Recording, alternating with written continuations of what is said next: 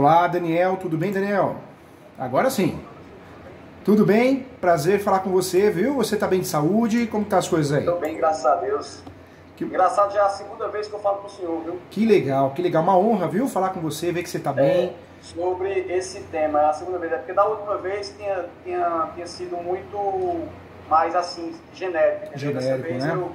é uma coisa mais específica.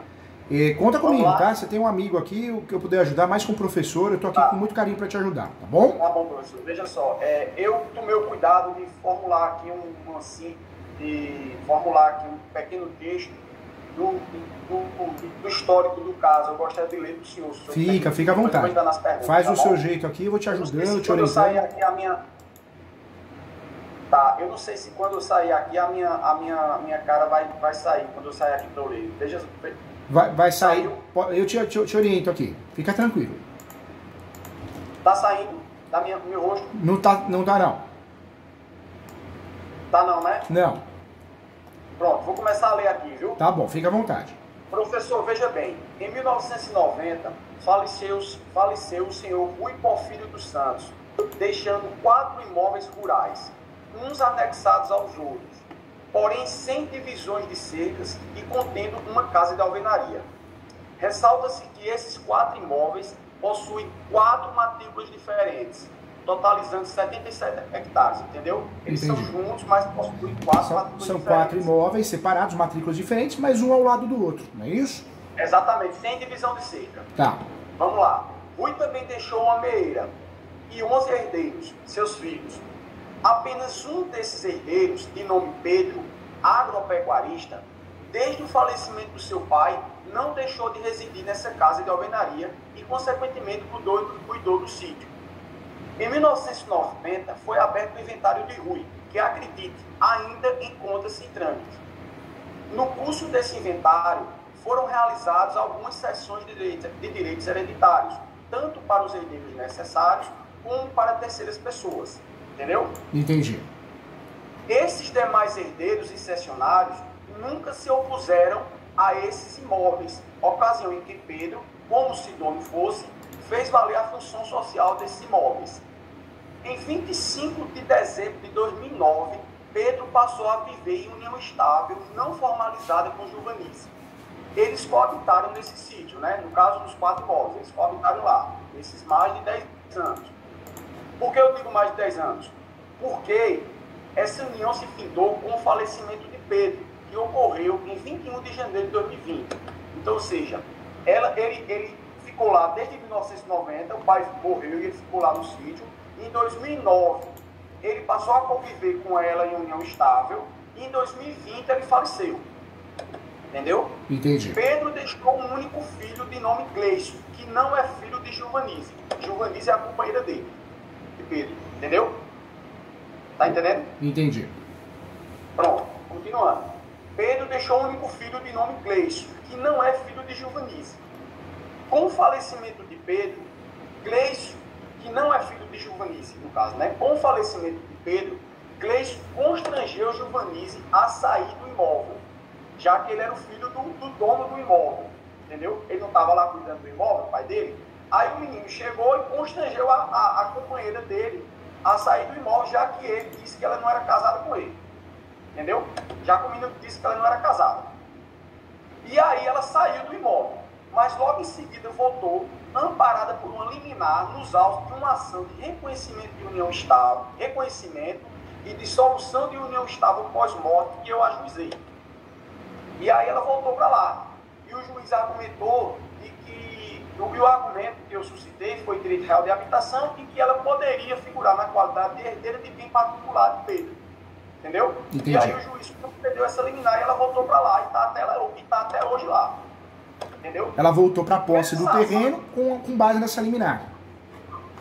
Eu consegui essa liminar aí numa ação de reconhecimento e dissolução de união estável. Porque primeiro eu tinha que reconhecer a união estável, já que não era formalizada, para depois ela ingressar em futuro inventário do Pedro, entendeu? Entendi. Do Rui, no caso. Enfim. Aí, recentemente, agora em junho de 2023, agora esse mês, tivemos uma audiência e aí foi reconhecida a união estável. Foi reconhecida. Foi reconhecida a união estável. Lá de 2009, foi reconhecida a união estável entre Pedro e Giovannize. Eu ajuizei essa ação e foi reconhecida. Entre justamente o período que eu aleguei, 25 de dezembro de 2009, até o dia do falecimento dele, no dia 21 de janeiro de 2020. Isso ficou consolidado. O que está faltando agora é só ser homologado pelo juiz. Ótimo. Entendeu? Entendi. Mas já foi formalizado, já está consolidado isso aí, a união estável. Atualmente, sim, aí Pedro sempre foi visto como dono do sítio, seja antes ou depois de Giovannize morar com ele. Atualmente, Gleison, neto de Rui, é o inventariante no inventário de Rui. Rui é o avô de Gleison, Tá. pai de Pedro, entendeu? E Gleison é o inventariante do inventário de Rui. Tá entendendo? Rui é o pai de Pedro, Pedro viveu em união estável com Giovannize. Pedro ficou no sítio e os demais irmãos deixaram para lá. Desde 1990. Pedro morreu em 2020 e viveu em união estável no sítio com Giovannize desde 2009, por mais de 10 anos no caso. Quando ele morreu, o Gleison voltou lá e tentou tirar ela de lá. E aí eu consegui eliminar e ela ficou. O Gleison, que é o neto do Rui, esse inventário de 1990, ele é o inventariante do inventário de Rui. Atualmente ele é o inventariante. Está conseguindo me compreender, né? Estou conseguindo. Pronto, vamos lá, continuando aqui. Atualmente, sim, consta nos autos do inventário que a meeira de Rui, que já encontra-se falecida, renunciou ao sítio. Porém sem formalidades legais nesse sentido. Só consta nos autos do inventário essa informação, que ela renunciou, deixou para lá também. Nem lá pisou mais. Entendeu? Desde que ela rompeu com o laço com o Rui há mais de décadas e ela nunca também não se interessou. E consta nos autos do inventário de Rui que ela também, ela consta nos autos lá pelo advogado dos herdeiros que ela renunciou. Isso está expresso lá, renunciou ao bem, ao sítio no caso, né? Isso é a meeira de Rui. Atualmente, após as cessões de direitos hereditários e os herdeiros restantes, e preclusas decisões judiciais nesse sentido, sobraram 5 pessoas no inventário de Rui. 5 pessoas. No caso, o espólio de Pedro, que é o filho dele, né? O Pedro representado por Gleison. Entendeu? Tá entendendo? Atualmente no inventário de Rui, sobraram 5 pessoas. Ele tinha 11 filhos, mas sobrou 5. 2 cessionários e 2 viúvas das irmãs de Pedro. 2 viúvas das irmãs de Pedro, porque tanto Pedro morreu, como seus irmãos também morreram. Entendeu? Pedro é o filho de Rui, tá entendendo, né? Mas só sobrou 5 pessoas nesse inventário. 2 viúvas das irmãs de Pedro e 2 cessionários. E, no caso, o filho de Pedro, que é o que estava lá tomando de conta. Ele morreu em 2020, Pedro, tá entendendo? E o Rui morreu em 1990. Aí veja só. Aí vamos lá, né?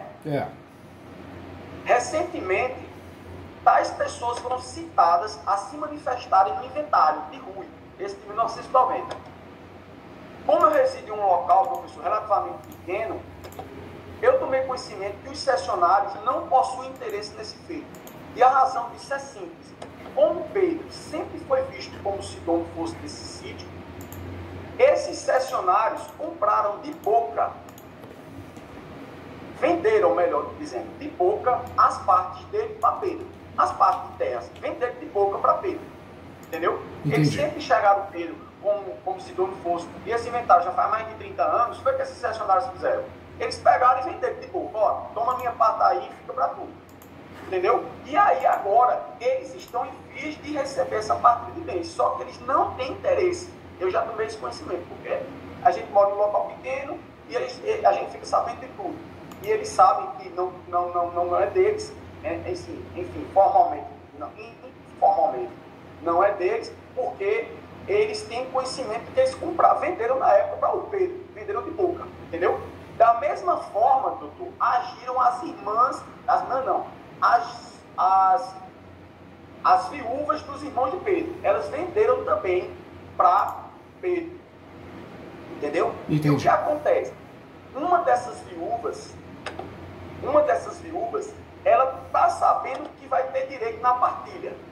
E aí, como ela vendeu de boca, e não foi pela via da cessão de direitos hereditários, ela quer receber de novo a herança, sendo que ela nunca interveio nesse processo, nunca foi do sítio, desde a época do pai dela morreu, há 30 anos que ela não vai lá, nunca cuidou de lá, nada.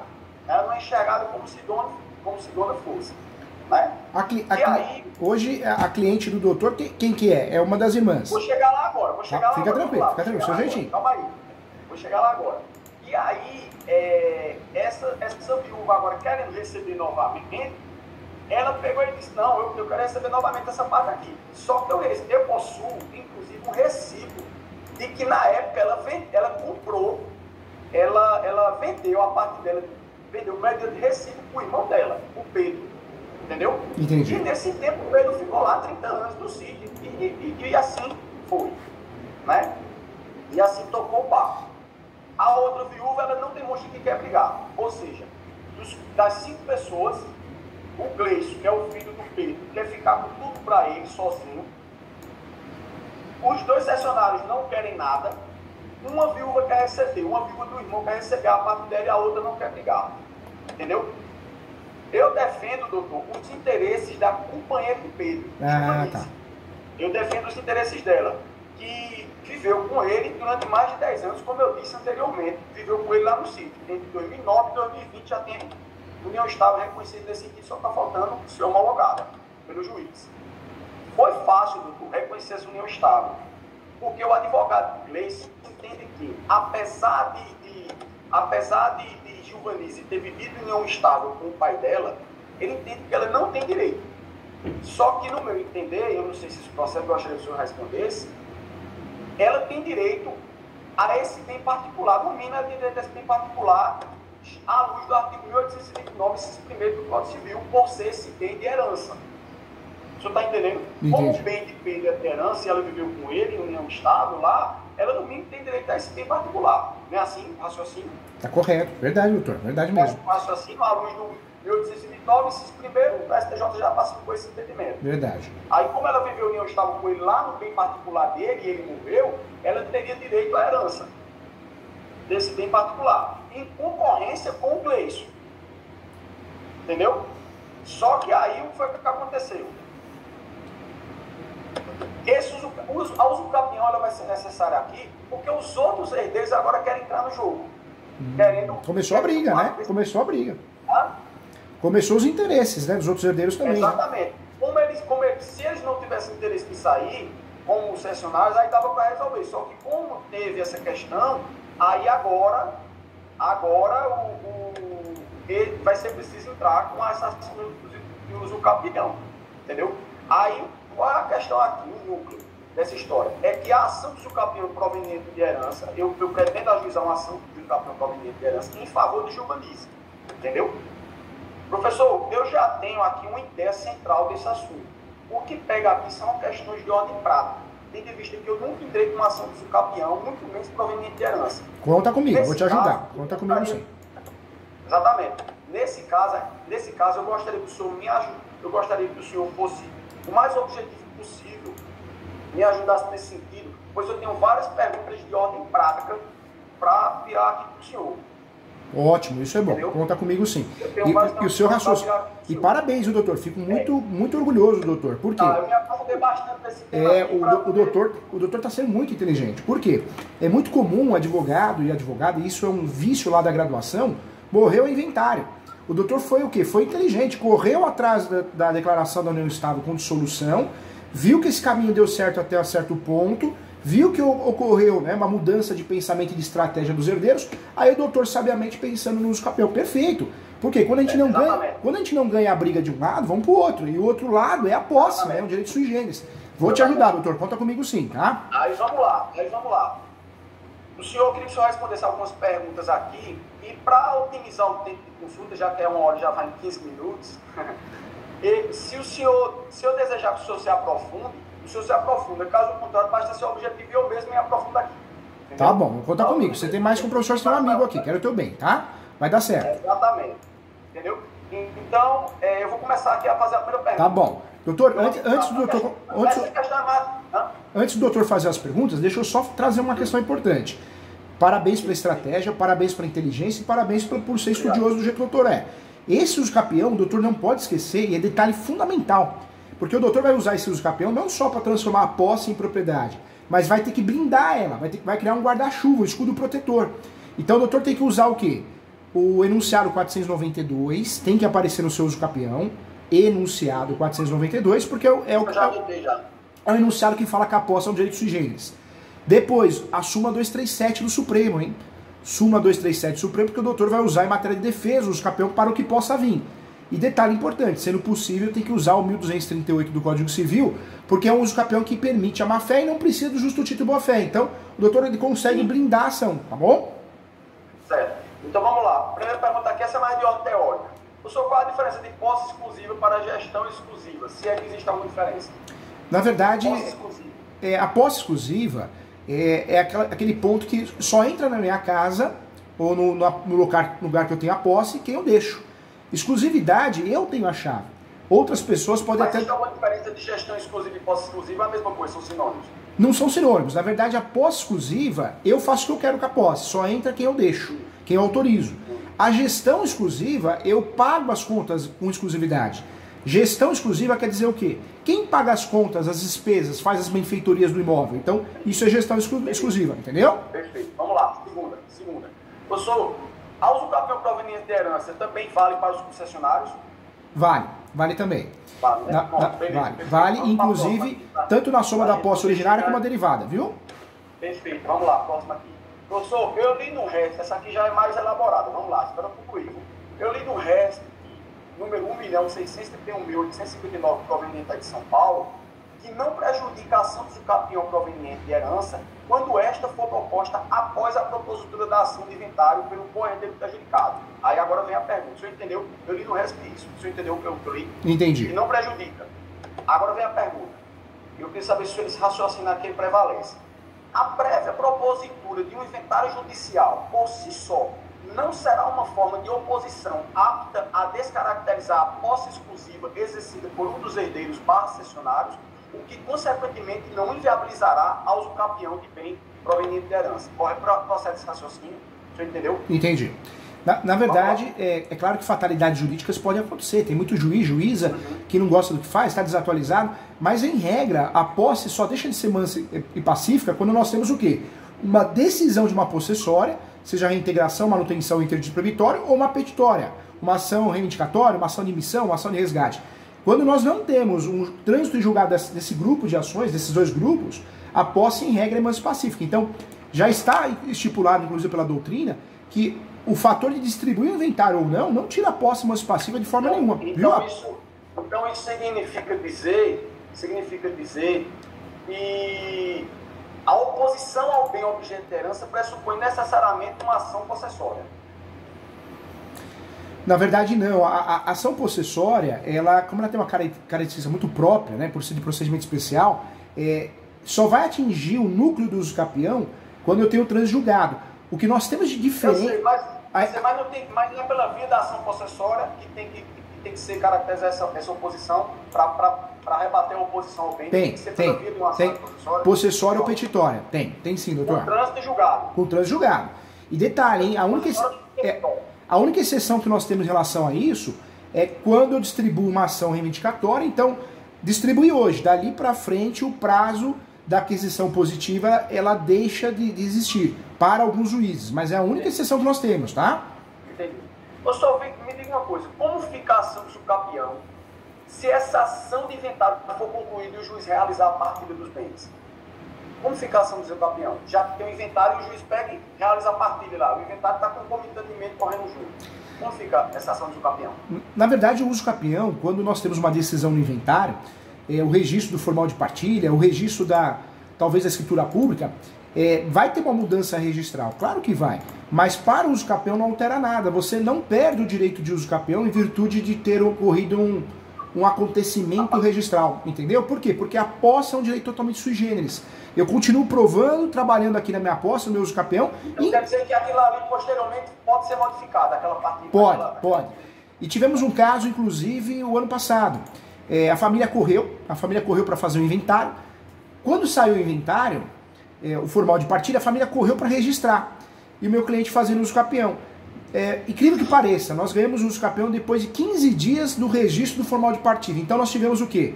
2 alterações registrais. Uma 17 dias antes, em virtude do formal de partida que foi registrado, e uma depois de 17 dias ocorreu o registro do uso campeão. Então, uma não inibe a outra, né? Uma não inibe a outra. O cartório jamais vai fazer, doutor Daniel, vai falar assim, não posso registrar o uso campeão porque acabaram de registrar o inventário. Não existe isso, entendeu? Essa possibilidade. Vamos lá, professor. Próxima pergunta. Essa aqui é interessante aqui. Professor, o legitimado passivo na ação será o espólio de Rui, nesse caso aqui, o legitimado passivo será o espólio de Rui Porfírio dos Santos, representado por seu inventariante Gleison Macedo dos Santos, já que possui inventário. No caso, será desse jeito o legitimado passivo. Veja só, espólio de Rui Porfírio dos Santos, representado por seu inventariante Gleison Macedo dos Santos. É assim, no caso. O uso campeão permite, né? Permite, você está falando do uso campeão, né? Do uso campeão. Então, assim, o legitimado passivo na ação do campeão será espólio de Rui Porfírio dos Santos, representado por seu inventariante Gleison Macedo dos Santos. Pode. O uso campeão permite que seja o espólio. Mas uma dica prática, tá? Uma dica muito prática. Se possível, eu faria no nome dela. Por quê? Por mais que a legislação brasileira permite que o espólio faça o uso campeão... Eu estou dizendo passivo. O passivo. Sim. Tá, isso mesmo. Então, passivo sim. Ótimo. Então, vamos lá. E eu vou chegar no artigo agora. Peraí, calma. E os demais herdeiros cessionários que encontram-se habilitados como tal na ação de inventário figurarão como terceiros interessados ou entrarão no próprio polo passivo propriamente dito? Os demais herdeiros e cessionários figurarão no polo... Desculpa. Terceiro interessado? Pode ficar à vontade, doutor. Perdão. Eu estou dizendo, esses demais herdeiros, porque eu estou falando do inventariante, em relação ao polo passivo, vai ser assim, espólio de Rui Porfírio dos Santos, representado por seu inventariante Gleison Macedo dos Santos. E quanto aos demais herdeiros e cessionários que encontram-se habilitados na ação de inventário, figurarão como terceiros interessados ou entrarão no polo passivo propriamente dito da ação do campeão? A regra do uso campeão é citar sempre quem consta na matrícula, a última pessoa que conste na matrícula. Se falecido, os seus herdeiros. O falecido. Se falecido, os seus respectivos herdeiros. E também os confrontantes, né, os vizinhos. Essa citação, em regra, ela é por carta. Né, não muda, não altera nada em relação à citação. É por carta, eu vou tentar 1, 2 vezes, não conseguir, eu vou acabar citando por edital. Posso usufruir desse pedido. Quem pode se habilitar ao processo? Qualquer terceiro interessado. Pode ser um vizinho, pode ser um herdeiro, né, um eventual herdeiro. Qualquer pessoa que tem interesse na causa e prove isso pode se habilitar no uso campeão como terceiro. Então, no caso aqui, a juização, o polo passivo vai ser o espólio, no caso, né, que é o proprietário registral, representado pelo seu inventariante. E aí eu vou colocar como terceiro interessado os demais herdeiros e cessionários. Vou jogar no polo de terceiro interessado. Nós não podemos esquecer, isso é importante para ajudar o doutor. O uso campeão não tem... Eu vou chegar nos confrontantes ainda. Mas só um detalhe importante. O uso campeão não tem réu, né? Como é uma ação declaratória, não tem réu. Nós colocamos no sistema... Entendi. Nós colocamos no sistema do TJ porque o sistema do TJ é falho. E alguns juízes são atrapalhados, juízes, pede para incluir um réu, né? E a gente acaba incluindo para não comprar briga. E aí, se realmente acontecer isso, pode incluir sim. Deve incluir esse polo passivo. Aí eu vou colocar também, doutor, aqui os cônjuges e companheiros desses herdeiros, cessionários, também, como terceiros interessados. Eu colocaria o falecido, quem consta na matrícula. E aí o cartório vai levantar as informações dos herdeiros. Eu sei que muitas vezes a gente quer entregar algo pronto já no uso campeão, mas isso não ajuda porque de fato o processo de uso campeão naturalmente vai passar pelo cartório, e o cartório que vai fazer o levantamento de quem são os proprietários tabulares de verdade. Então eu faria o pedido só no nome do herdeiro. Do herdeiro não, do falecido. Eu vou colocar o proprietário registral, tudo bem. Só que esse proprietário registral, ele não tem CPF. Incrível. Nem na certidão de óbito dele, nem na certidão de casamento, não consta CPF dele. Em 1940, ele era vivo, aí não tem. Quando eu for colocar lá no campo do PJE, não tem que colocar o CPF para vincular a parte, para vincular ele no processo, aí não tem. Aí nesse caso eu vou colocar o campo que não tem a hipótese do CPF, aí digito lá espólio, aí digito lá no caso espólio do Rui Porfírio dos Santos, representado por seu inventariante, já que ele não tem CPF, é assim que vai ser? É assim que vai ser. Vai. É assim que vai ser, né? É assim que vai ser. Tanto é que a gente consegue distribuir ações contra réus desconhecidos. Então eu não sei exatamente. O CPF, não sei o RG. Pronto. Aí vamos agora para o legislado ativo. Nesse caso, o legislado ativo aqui será Gilvanise. Nesse caso aqui, né? Ou é Gilvanise representando Pedro? Como é aqui? Na verdade, o polo ativo vai ser o nome dela mesmo. O nome dela. Se a gente coloca ele, a gente errou o polo. Então, coloca ela, viúva e junto atestado de óbito. Certo. E o doutor já conseguiu, foi muito inteligente a decisão, né? Você falou agora aí, boa pergunta. O estado civil dela aí vai ser viúva, o estado civil vai ser viúva, mas ainda não tem a homologação do reconhecimento de um estado. Eu vou colocar viúva ou eu coloco solteira? Eu colocaria viúva. Por quê? Porque já existe uma ação em andamento.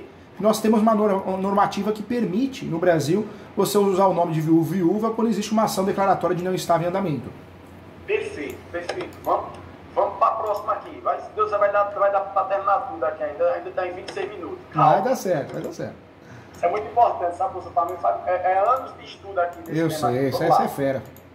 Professor, se eu possuo uma planta de situação, essa pergunta, ele comprar. Se eu possuo aqui uma planta de situação que é capaz de individualizar por completo o imóvel rural, bem como também possui um memorial descritivo nesse sentido, ainda assim é imprescindível juntar os autos planta baixa e planta de localização, de modo que, caso eu não junte, o pedido será julgado improcedente?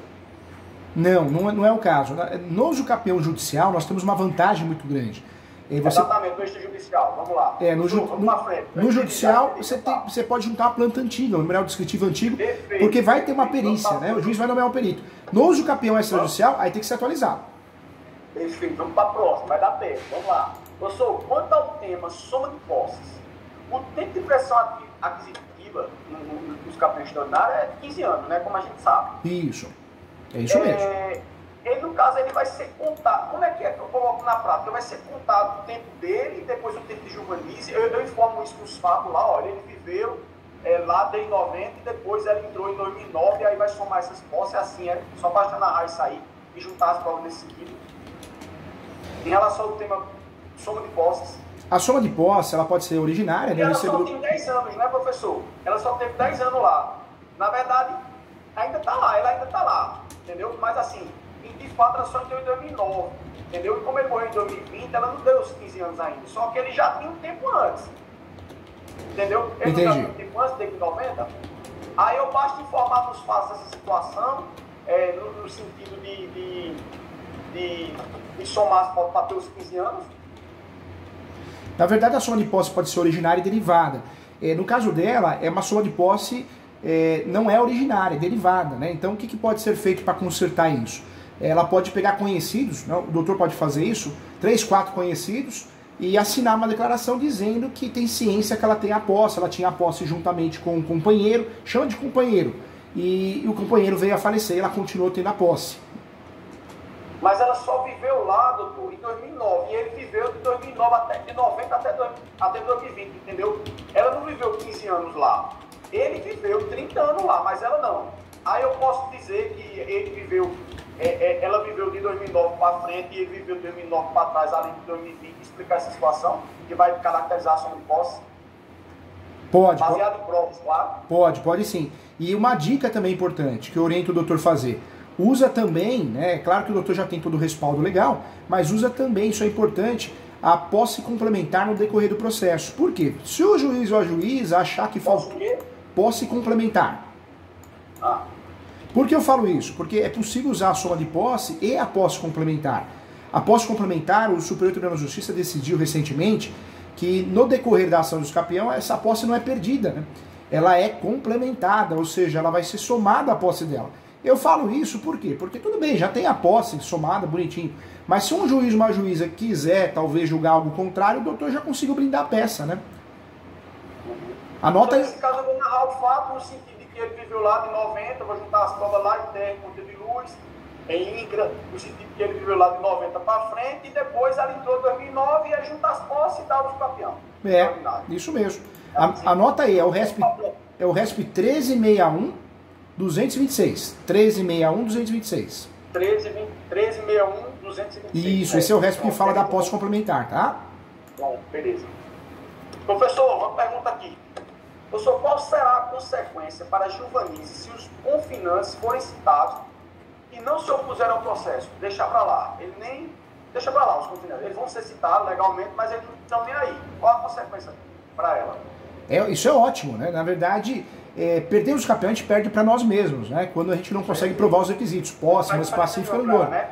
Agora, quando alguém se habilita, pode atrapalhar realmente a gente ter sucesso na demanda e pode fazer atrasar o processo, né? Então, o fator de ninguém se habilitar no processo, ninguém aparecer, contestar, isso ajuda o doutor a ganhar com mais celeridade. Deus quiser. Professor, uma questão aqui. A gente sabe que o campeão extraordinário, ele depende de justiça e boa fé. Só que aí, como eu disse, eu sou lá atrás, eu tenho um recibo da própria irmã, do irmão do falecido. Irmã não, viúva do falecido, que ela vendeu o bem para o falecido na época que ele era vivo. Ela vendeu lá a parte dela. Eu posso juntar esse recibo no intuito, não como justo título, e não como finalidade de justo título, enfim, como que ela deu exclusividade ao bem a Pedro, no sentido de que ela deu exclusividade ao bem a Pedro, já que ela vendeu para ele. Eu posso juntar isso aí? Pode. É importante. Pode. Para fundamentar a exclusividade. Ou seja, olha aqui, ele teve tanta exclusividade que ela, inclusive, está aqui o recibo de que ela passou a parte dela para ele. Seria pertinente juntar esse recibo? Seria, porque o doutor está usando o uso capião, o 1238 do Código Civil. Então, na verdade, não vai entrar como um justo título, vai entrar apenas como um documento de convencimento. Né? Como prova de que ele teve exclusividade. Pronto, vamos lá. Professor, essa pergunta aqui é interessante também, que você quiser saber aqui. Vamos lá. É sabido que a oposição deve ser feita antes da consumação do ato expressional do uso capião. Né? A oposição tem que ser feita antes. Percebe-se que o requisito temporal da posse já foi cumprido, nesse caso aqui, no meu caso. No entanto, ainda não foi ajuizada a ação do subcampeão. E atualmente o Gleison está utilizando o bem junto do Giovannize. Atualmente ele está lá, porque ele não ficou lá depois que o pai dele morreu. Só que aí, quando ele veio, ela já tinha cumprido o tempo de posse, ela e ele. Então a pergunta que eu faço é a seguinte: nesse caso, ocorreu quando ele veio, posteriormente aos 15 anos, ocorreu a interrupção do prazo da pressão aquisitiva nesse caso, ocorreu a interrupção do prazo da pressão aquisitiva pela oposição dele, ou esse requisito já foi cumprido? Haja visto que Gleison, que é um dos herdeiros do bem, apenas reivindicou o bem quando já se havia completado o tempo dos 15 anos.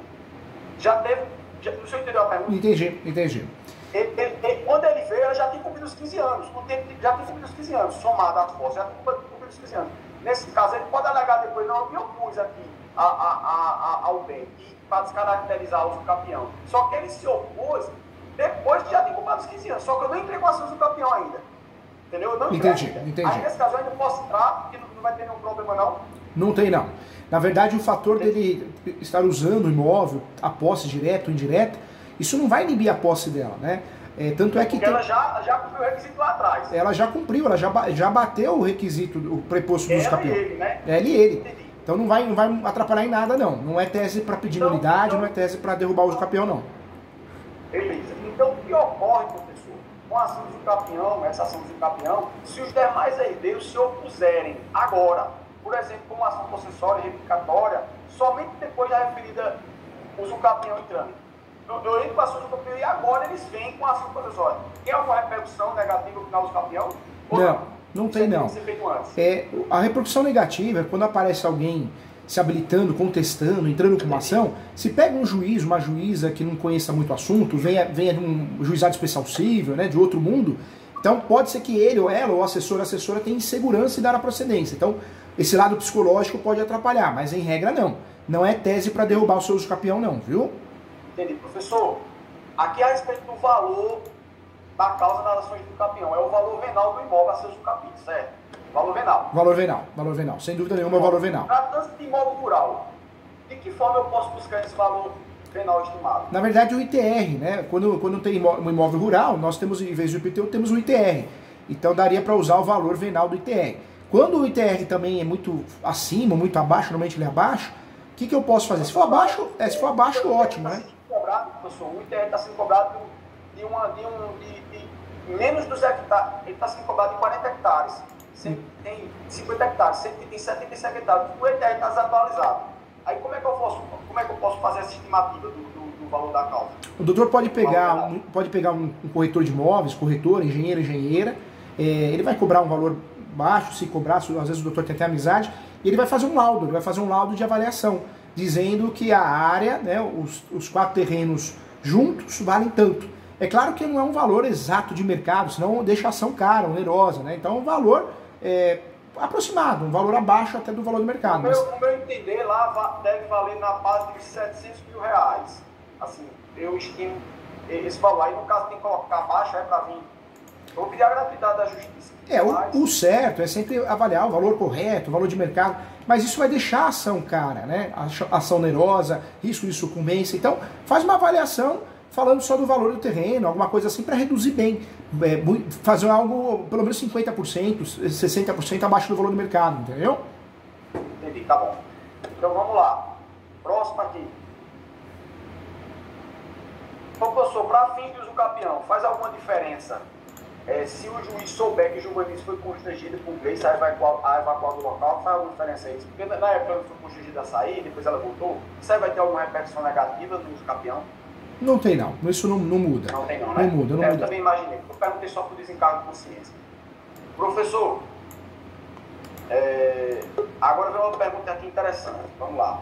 Considerando que está em vias de sair a partilha, no inventário de rua, a partilha de bem lá, está em vias de sair, seria o caso de eu pedir uma tutela de urgência a fim de pedir que esta partilha saia, haja visto que existe uma grande probabilidade do direito que em momento posterior a ação do usucapião frustrar essa partilha, ou não tem necessidade de pedir sair, já que se o bem for usucapido, ela vai mudar o registro. Entendeu? Entendi. Da partilha. Na verdade, o usucapião, nós podemos usar algumas tutelas, né, provisórias, mas não dá para antecipar o próprio pedido. A tutela antecipada ao próprio pedido, isso não acontece porque é uma ação declaratória. Por exemplo, uma tutela provisória que poderia utilizar na ação do usucapião? O que poderia causar efeito para te ajudar, e aí sim pode ser pedido, uma averbação premonitória. Então, na ação do usucapião, falou, juiz, faz um favor. Averbação o quê? Premonitória. Falou, ô juiz, ô juíza, eu estou fazendo usucapião aqui, eu quero uma averbação premonitória, eu quero que o juiz, a juíza, espeça um ofício e envie lá para o cartório competente para fazer constar que existe um usucapião em andamento, para gerar publicidade. Aí, legal, isso pode ser feito, isso gera efeito, né? Gera efeito de publicidade, de evitar um leilão, de evitar uma briga, de evitar que alguém compre. Porque um exemplo, faz o inventário correndo.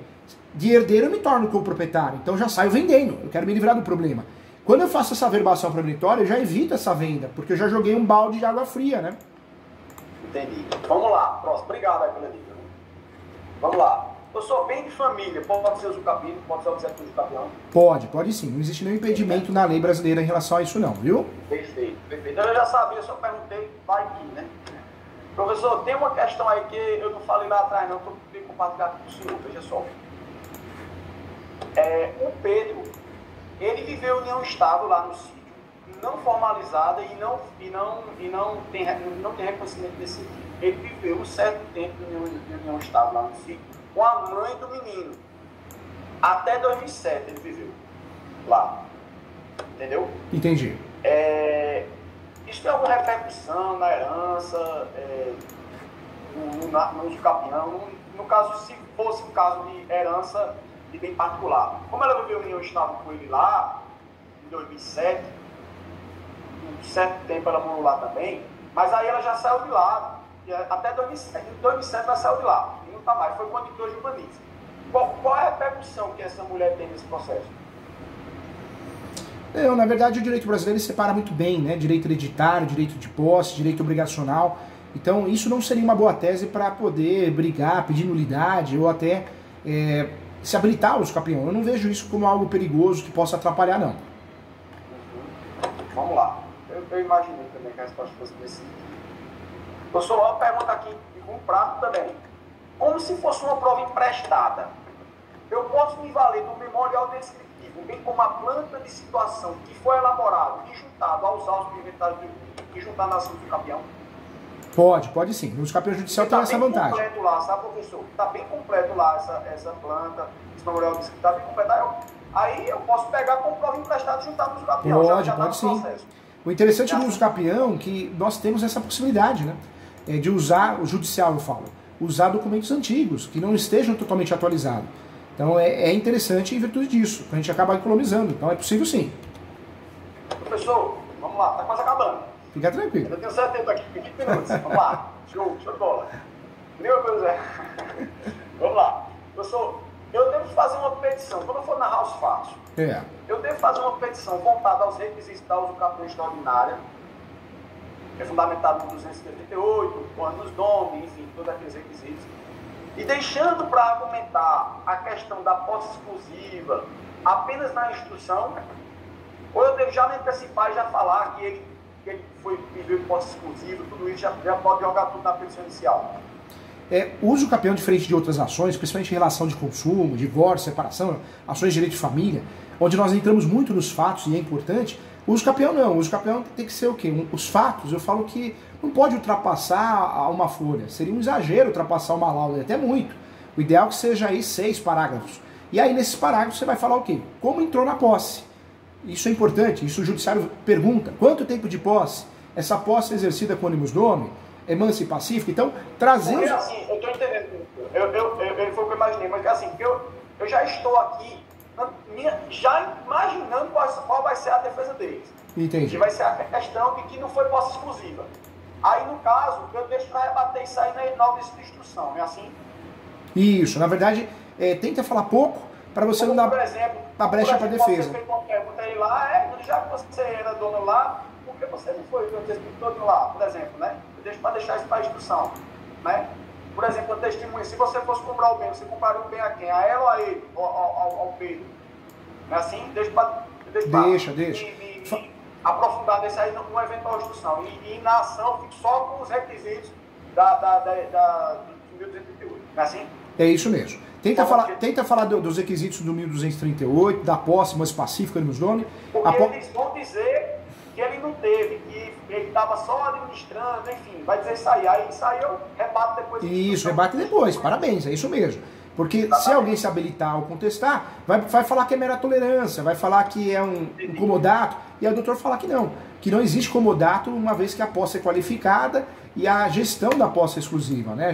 A posse é exclusiva. Perfeito, vamos lá, quase acabando aqui. Professor, vamos lá. Eu sei que eu devo juntar as certidões na ação do capião das matrículas dos imóveis rurais, né? Eu sei que eu tenho que juntar essas certidões aí. Beleza. Só que tem um detalhe. Nessas certidões, consta que os confrontantes eram outros da época. Entendeu? E hoje são outros. De fato, os confrontantes são outras pessoas. E na certidão tem outras pessoas. Entendeu? Entendi. Aí, quando eu for mandar citar os confrontantes, eu devo juntar as da certidão ou os que estão atualmente lá nos vizinhos, atualmente vizinhos? A regra do jogo é citar sempre os vizinhos, os confinantes, né, tabulares, ou seja, quem é dono, não é posseiro e nem inquilino.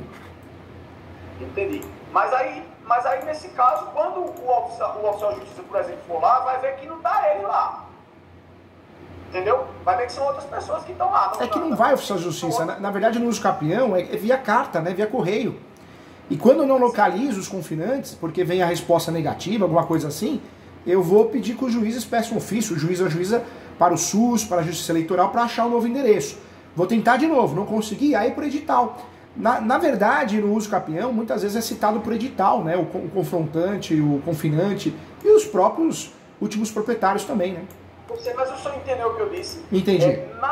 Nas certidões de matrícula, consta um confrontante de nome José. Só que atualmente quem está morando lá não é mais o José, não. Porque já é antigo isso aí. É agora o João. Aí quando eu for citar, eu vou colocar o nome de João ou eu vou colocar o José. E aí o correio, quando chegar lá, vai ver que não está José. Sempre para não errar, no uso capião nós vamos sempre nos tabulares. Quem consta no registro é o que interessa. Pronto, beleza. Então esquece o atual. Esquece o atual. Exatamente. Vamos lá, perfeito. Isso é interessante isso aí. Eu já pensava que era o atual, tá vendo? Professor, é possível ajuizar uma ação do capião sobre vários imóveis numa única ação, como é o meu caso? Porque são vários imóveis, né, em um só. Aí eu posso ajudar esse usucapião desse dado imóvel, ou tem que ser um usucapião para cada imóvel? Não, né? Você tem as duas opções. O usucapião nós podemos usufruir dele para também desmembrar uma área, né? Então eu transformo uma matrícula em várias, uma transcrição em várias, isso é comum. E eu posso fazer o inverso, eu posso transformar várias matrículas numa só. Então, se pensar em gasto e custo, é melhor fazer um usucapião só se você já unifica a matrícula. Se o cliente aí quer... Aí no pedido eu peço a unificação da matrícula. Exatamente. No pedido faz no pedido, requer a unificação das matrículas tais. 4 matrículas, 5 matrículas mais, tá? 4 matrículas, beleza, perfeito. Quase acabando aqui. Doutor, eu posso estar olhando o Google Earth Pro. E aí eu achei interessante uma tese que eu estava olhando aqui na internet, no sentido de que um advogado ele pediu para o juiz uma inspeção judicial para o juiz ele fazer uma inspeção judicial, porque uma parte dizia que não tinha feito benfeitoria lá na área, e aí o juiz ele fez a inspeção judicial lá do Google Earth Pro, não sei se você conhece essa ferramenta, e aí quando ele voltou na linha do tempo, não tinha o que o camarada disse que fez. E aí, se eventualmente ela dizer que ele não fez obra de caráter produtivo lá, eu posso pedir uma inspeção judicial para o juiz lá na audiência mesmo, fazer lá, doutor, essa inspeção judicial para fazer, se utilizando da ferramenta do Google Earth Pro, para voltar no tempo e ver que não tinha e depois teve? Pode sim. Inclusive, entendi. Isso é muito utilizado no usucapião e também é muito utilizado para quem faz a defesa no usucapião, a contestação, a habilitação. Porque você consegue pegar nas imagens que não teve posse ou teve, né? Quando eu estou totalmente de boa fé, eu vou dizer, olha aqui, ó, não tinha antes e agora tem. Ótimo. Aí, no caso dessa inspeção judicial, ela vai ser realizada ou para o juiz pedindo espaço ou na própria audiência lá. Pode ser, né? Pode sim. Pode sim. Os herdeiros podem utilizando isso e até em tese de defesa. É muito comum isso também. É muito utilizado isso quando os herdeiros, entre si, fazem o usucapião de objeto de herança. É muito comum.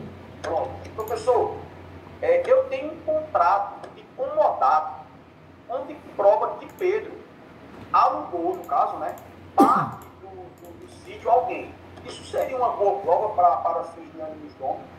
Seria sim. Eu sempre falo que não é interessante no usucapião ser inquilino, porque inquilino não tem posse, né? Caseiro não tem posse. Não, ele alugou. Mas ele alugou. Então, o locador sim, porque o locador ele prova que tem ânimos do homem. Ele prova que se sente dono, né? O único detalhe nesse contrato comodato é que eles erraram o nome, comodante e comodatário. Colocou um verso. Só que o contexto do contrato em si, as cláusulas, é nesse sentido. E agora? Entendeu? No fim, quando for assinar, colocou comodatário como ele estivesse sendo inquilino. Entendeu? Entendi. Sendo que lá em cima do contrato todinho está como se ele fosse o comandante. E agora? Devo, coloca ou não? Coloca sim. Coloca, porque na verdade ele é o locador, ele é quem emprestou, então é diferente. Exatamente, mas só que não é raro no fim do contrato, a pessoa que redigiu o contrato fez ele assinar como locatário. Você entendeu? Houve uma informação errada no contrato, não é isso? Exatamente, veja só, esse contrato incomodado, ele foi a pessoa que alugou, né? E isso está nas cláusulas lá, todinha. Só que no fim de assinar, ele assinou como locatário. E o outro assinou como locador. Entendi. Nesse caso não tem problema, né? Assinou errado, né? Inverteu. Mas na qualificação está correto, não está? Está correto, tudo direitinho. Ele foi só lá embaixo que quando for assinar. Não tem problema não. Eu percebi aqui. Na verdade... Eu vou até procurar essas testemunhas para, se eventualmente, colocar na subcampeão e provar isso que era. Não muda. O importante é que na qualificação, a qualificação está correta. Então não é um vício para gerar nulidade do contrato. Não é não, viu? Entendi. Vamos lá. Essa foi boa. Assinado invertido. Eu já estou encerrando aqui, tá? Fica tranquilo. O senhor poderia me dar, assim, tipo, alguma dica de como eu formular alguma pergunta, assim, visando o uso campeão da herança, ou para pegar a própria viúva do irmão do herdeiro que disse que ela tem direito, só que aí ela ficou 30 anos lá, porque você estava estudando aqui E umas dicas interessantes aqui nesse sentido é que, então tá bom, já que você foi dono lá, ela não sabe nada lá. Se eu perguntar ela quantos quartos tem lá, ela não tem. Seria viável fazer essas perguntas assim? Se ela sabe dizer que tem algum barreiro lá? Se ela sabe dizer... isso no caso para ela, né? Depoimento pessoal, no caso, né? Depoimento pessoal. Se ela sabe dizer quantos barreiros tem lá, se ela sabe dizer se na casa, se tem algum armazém, porque ela não sabe nada lá, nada. Aí seria oportuno, no intuito de dizer, ela está dizendo que ela é dona aqui, mas ela não sabe nada. O senhor está entendendo a minha pergunta? Ótimo, excelente. E me fala uma coisa, a área é cercada? Porque uma pergunta muito bacana. Uma pergunta cercada, só que não tem, só que tem vários pedaços, e assim, na matrícula são 4 matrículas, só que já se misturou, entendeu? Entendi. Eu falo isso porque é muito comum perguntar, você tem a chave? Você sabe me dizer, você tem a chave do cadeado, né? Qual foi a última benfeitoria feita no imóvel? Você pega a pessoa, né? Ela não tem, ela nem tem a chave, não sabe nem o que é benfeitoria. Entendi. Então ótimo. Essa é a linha de perguntas que devem ser feitas na audiência. Perfeito. Essa pergunta é interessante. Ô professor, a última pergunta agora aqui. O senhor tem algum modelo aí que a assessora do senhor poderia me mandar de uso capião, especificamente proveniente de herança? Algum modelo assim? Você tem meu livro, Direito Imobiliário de AZ? Não. E o livro Uso Capião, o vermelhinho, acho que está aqui, ó, esse aqui. Eu não tenho, professor. Como eu disse ao senhor, eu nunca fiz uma ação dessa. Não tem. Não tem. Como eu disse ao senhor, eu nunca fiz uma ação dessa. Aí vai ser a primeira vez que eu faço. O que eu proponho para o amigo com muito carinho? Faz a estrutura. Esse livro vai te ajudar, tem modelo. Mas se o doutor quiser, faz a peça. Nós marcamos uma mentoria para te explicar passo a passo e corrigir. Porque entra na sua mente e não sai mais. Perfeito. Agora, como é que eu vou colocar a peça aqui, meu Deus? Será que dá para... Na plataforma você consegue abrir daí, ou eu consigo abrir daqui, é perfeito. Eu consigo alterar, consertar, viu? Entendi. Acho que acaba sendo mais produtivo. Dessa forma vai te fazer bem. Entendi. Então, professor, eu pensei que não ia dar tempo não, mas deu, graças a Deus. Deu tempo. O senhor tem mais alguma informação complementar que o senhor possa... Não esqueça de usar a súmula 237, anunciar o 492, falar que ela cumpre a função social da propriedade, mesmo que não cumpra. Fala que a posse é exclusiva e a gestão é exclusiva, tá? Perfeito. E usa os RESPs, né? Então tá bom. E usa o RESP da posse complementar, tá bom? Sim, o resto do seu citou aí, perfeito. Anotei aqui. Qualquer coisa eu tô aqui. Nós respondemos acho que umas 50 perguntas, hein? Deu certo. Não, pensei que não ia dar não. Fiquei doido, eu fui dormir 2 horas da manhã ontem. Mas respondeu o quê? Umas 50 perguntas? Acho que foi, né? O senhor não tem noção. O senhor respondeu um bocado daqui, mas o senhor não tem noção, porque eu pensei que não ia dar tempo. Deu tempo aí, ó. Deu certo. Eu tava agoniadinho aqui, minha esposa... Porque assim, sabe, é um tema interessante, mas a gente não atua nessa área e a menina, ela confia muito em mim, porque ela é amiga minha, né? Eu não podia dizer não pra ela, entendeu? E outra coisa, a gente faz as coisas com amor, com respeito, né? É diferente o jeito que a gente trabalha, né? Muito grande, né? Não é igual esse pessoal que vende curso e fala que vai ficar milionário os advogados, né? Nada, eu acho que tem muitas aulas do senhor, muitas aulas. Eu falo que aqui é um professor querendo ajudar.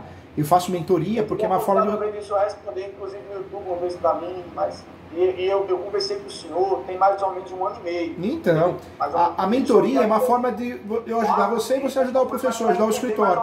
Funciona, entendeu? Dessa vez, eu tomei o cuidado aqui de ser mais específico aqui. Faz a peça e nós voltamos aqui numa mentoria para corrigir ela, tá bom? Pois então tá, moção. Muito obrigado. Aí Fica com Deus, se cuida, viu? Fica com Deus. Valeu, tchau, doutor Daniel. Um abração. Tchau. Tchau. Valeu.